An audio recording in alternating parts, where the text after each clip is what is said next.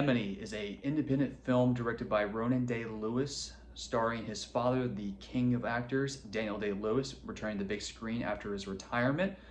The main thing I liked about this is seeing what everybody was there for is seeing Daniel Day-Lewis return to the big screen.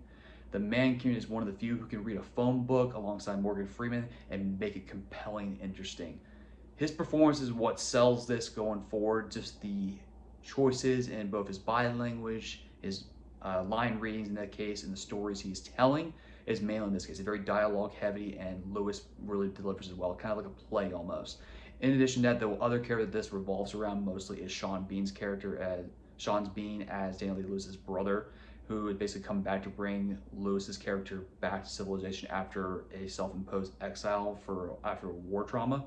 Mainly, and also the thematic concepts that he's trying to develop between brothers and also father-sons is also the strong focal points that they were interested in this case.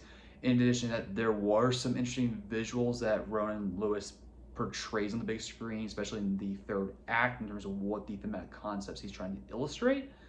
But outside of that, the main trade-off, I think the pacing was a very snail-like pace that I had a hard time getting connected with about it, and it also made it hard to really grasp what was happening. I did my best to pay attention, but it was just hard to find that entry point into what was going with that slow pace. In addition to that, when they cut away to the son character of Daniel Day-Lewis, I think there wasn't as much fleshed out that really could not have been shown really to illustrate the point.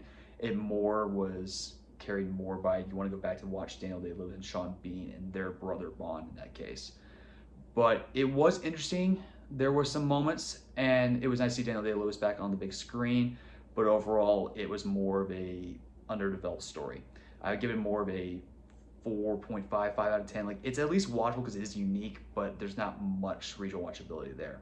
You can check it out on streaming if you want, or more have it on the background. But it was interesting. Mainly it's just interesting Daniel Day-Lewis back on the big screen.